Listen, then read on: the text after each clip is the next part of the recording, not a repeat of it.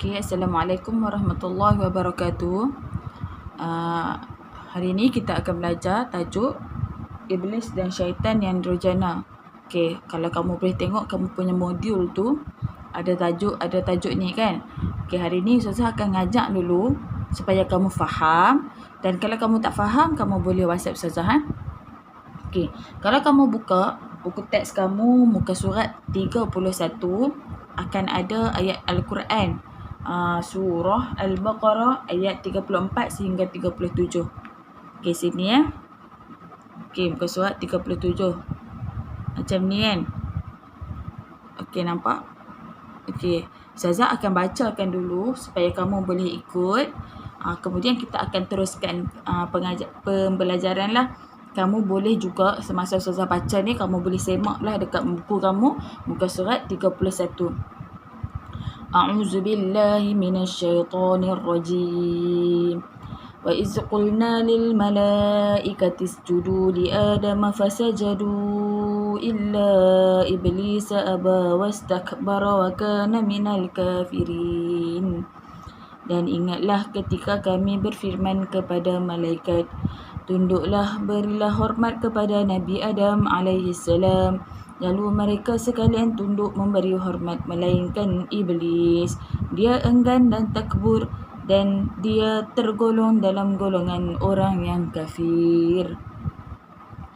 وَقُلْنَا يَا آدَمُ اسْكُنْ أَنْتَ وَزَوْجُكَ الْجَنَّةَ وَكُلَا مِنْهَا رَغَدًا حَيْثُ شِئْتُمَا وَلَا تَقْرَبَا هَذِهِ الشَّجَرَةَ فَتَكُونَا مِنَ الظَّالِمِينَ.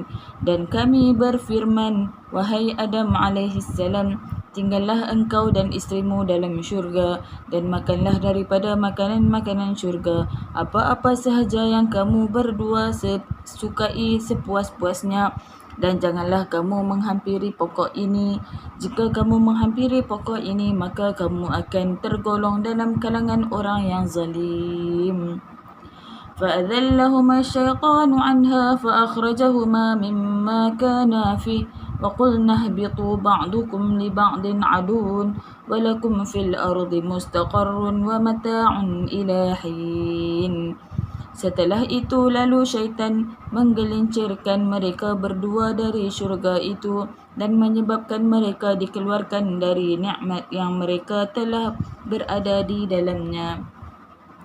Dan kami berfirman, turunlah kamu, sebahagian kamu menjadi musuh sebahagian yang lain, dan bagi kamu semua disediakan tempat kediaman di bumi serta manfaat kesenangan hingga suatu masa mati. فَتَلَقَّى آدَمُ مِنْ رَبِّهِ كَلِمَاتٍ فَتَابَ عَلَيْهِ إِنَّهُ هُوَ التَّوَّابُ الرَّحِيمُ. Kemudian Nabi Adam alaihissalam menerima daripada Tuhannya beberapa kalimah kata-kata pengakuan taubat yang diamalkannya. Lalu Allah menerima taubatnya. Sesungguhnya Allah dialah yang maha pengampun, penerima taubat lagi maha mengasihani. Okey. Dekat ayat ni, Sadaqallahul Azim. Kalau kamu tengok dekat ayat ni yang pertama dia cerita pasal, untuk ayat yang 34 tu, dia cerita pasal Nabi Adam. Okey, Nabi Adam, Allah suruh tunduk dekat Nabi Adam, tapi iblis tak mau tunduk dekat Nabi Adam kan. Okey, ayat yang 35, Allah berfirman, Allah kata, Adam, tinggallah engkau dan isterimu kat syurga. Okey, Allah suruh Nabi Adam dengan Hawa tinggal dekat syurga. Lepas tu Allah suruhlah menikmati semua nikmat-nikmat yang ada dekat syurga, kecuali Allah kata janganlah kamu menghampiri satu pohon ni. Okey. Lepas tu syaitan ni dia dengki kan.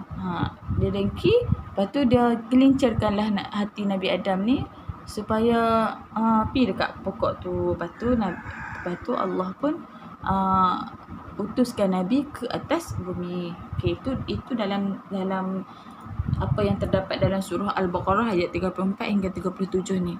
So kita tengok apa yang kita nak belajar daripada ayat ni. Okay, ayat ni dia cerita pasal dua perkara. Yang pertama ialah cerita pasal malaikat, yang kedua cerita pasal iblis. Ketaatan malaikat dan penderhakaan iblis. Semua orang tahu kan kata malaikat itu adalah makhluk yang sentiasa melaksanakan perintah Allah, manakala iblis ni pula sentiasa melawanlah apa yang Allah suruh. Okay, kita tengok malaikat. Malaikat sentiasa taat dan patuh pada segala perintah Allah. Okay, malaikat ni kalau Allah suruh beribadah, beribadah. Kalau Allah suruh berzikir, berzikir. Malaikat tak pernah melawan perintah Allah. Merupakan perhambaan secara mutlak. Perhambaan secara mutlak ni maksudnya macam mana? Memang betul-betul hamba. Hamba secara mutlak, sentiasa menjadi hamba. Allah suruh buat apa, malaikat buat. Macam kita kan, Allah suruh solat, kita tak solat kan. Contoh. Yang ketiga ialah tidak melanggar perintah Allah kerana dicipta tanpa nafsu dan keinginan. Malaikat ni tak ada nafsu. Dia tak ada nafsu ingin tahu. Dia tak ada nafsu nak makan. Sebab tu malaikat ni sentiasa beribadah kepada Allah. Berbeza pula iblis. Iblis ni berbeza dengan malaikat. Sebenarnya iblis ni awal-awal dia sama je dengan malaikat. Tapi dia berubah bila iblis ni tak mau tunduk kat Nabi Adam. Kan Allah kata bila Allah dah cipta Nabi Adam, Allah suruh tunduk kepada Nabi Adam. Semua malaikat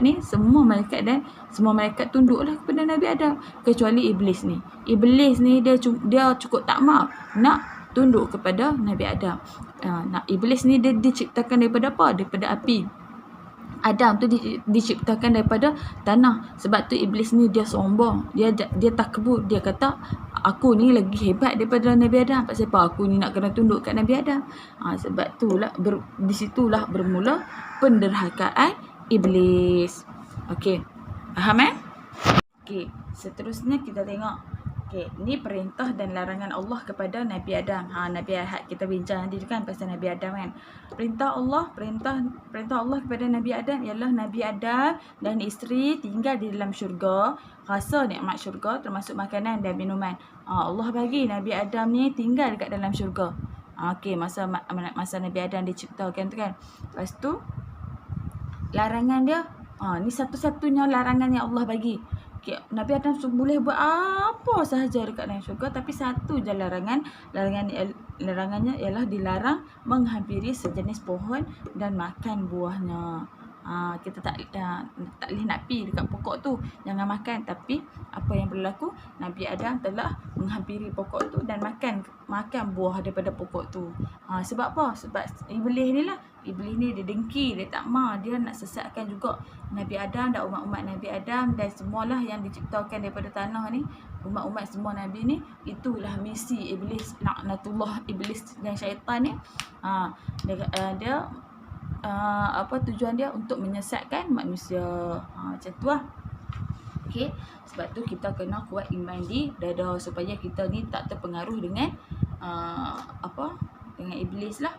Okey, macam mana syaitan ni menyesatkan manusia? Kat situ ada 4 cara syaitan menyesatkan manusia. Yang pertama ialah menimbulkan rasa was-was dalam diri manusia. Contoh macam kita nak semayang kan. Kita nak semayang Allahu Akbar. Takbir lagi Allahu Akbar. Takbir lagi Allahu Akbar. Was-was. Bila was-was tu kita susah nak beribadah. Sebab tu ni salah satu sifat syaitan. Syaitan ni dia nak sesatkan manusia. Supaya bila kita fed up kan, kita tak buat macam tu. Okay, yang kedua ialah menghasut manusia tinggalkan larangan Allah. Siapa yang dia meninggalkan larangan Allah ni, maka dia terhasutlah dengan syaitan. Okay, yang ketiga ialah menimbulkan perasaan riak bila beramal. Yang ni pun susah agak. Bila kita buat baik kan, kita nak tunjuk ke orang. Itu juga cara-cara syaitan nak sesatkan kita.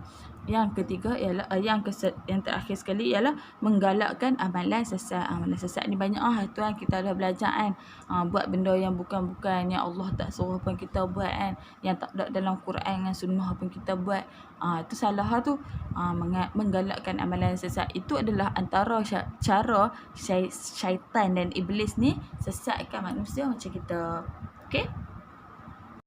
Okey, seterusnya ialah macam kalau tadi syaitan yang ada cara nak sesatkan kita, kita pun ada cara nak menghindarkan diri kita daripada godaan syaitan. Kalau kamu tengok kat dalam buku kamu, dia ada gambar pokok, ada gambar apa pokok, ada batang, ada gambar dahan, ada gambar daun kan. So ni ustazah ringkaskan kat sini Okey, antara cara-caranya ialah ada 4 kat situ dia tulis. Yang pertama ialah menghiaskan diri dengan akhlak yang mahmudah. Mahmudah tu apa dia? Mahmudah tu benda yang baik. Okey, macam mana kita nak menghiaskan diri dengan akhlak yang baik ni? Kita kena memulakan sesuatu dengan doa. Sama ada isti'azah, a'udzubillahi minasyaitonirrajim, ataupun basmalah, bismillahirrahmanirrahim, ataupun doa. Kita kan kalau macam kita nak keluar rumah, kita nak naik kereta semua, kita kena baca doa kan. Itu ada antara akhlak-akhlak yang mahmudah lah. Yang kedua ialah menunaikan ibadah wajib. Solat, puasa, zakat, haji ni memang tak boleh nak kata apa, memang kena buat. Kalau tak buat tu cepatlah syaitan tu menggoda kamu. Yang ketiga ialah memperkuatkan akidah kepada Allah. Itu pentingnya rukun iman. Rukun iman yang masa kelas yang pertama sekali Ustazah tanya kamu, rukun iman ada berapa, kita kena percaya kepada siapa, apa benda tu kan. Kita kena kuatkan akidah supaya kita tak terpengaruh dengan benda-benda yang bukan-bukan, dengan anasir yang bukan-bukan. Okey. Dan yang terakhir sekali ialah memperbanyakkan ibadah sunat. Macam mana nak memperbanyakkan ibadah sunat ni? Benda apa yang kita kena buat? Okey, solat sunat, puasa sunat, baca Quran, sedekah, zikir. Contohlah ni kan. Kita boleh dah puasa sunat ni, puasa 6 ni. Okey. Okey, kalau apa-apa yang kamu tak faham, kamu boleh WhatsApp kat Ustazah. Kamu tanya macam mana nak buat. Okey, kerjanya hari ni ialah salin dulu nota ni. Nota ni Ustazah dah buat kat kamu lawa-lawa cantik-cantik. Kamu salin je. Nanti Ustazah hantar gambar kat kamu. Okey nah? Okey. Assalamualaikum warahmatullahi wabarakatuh.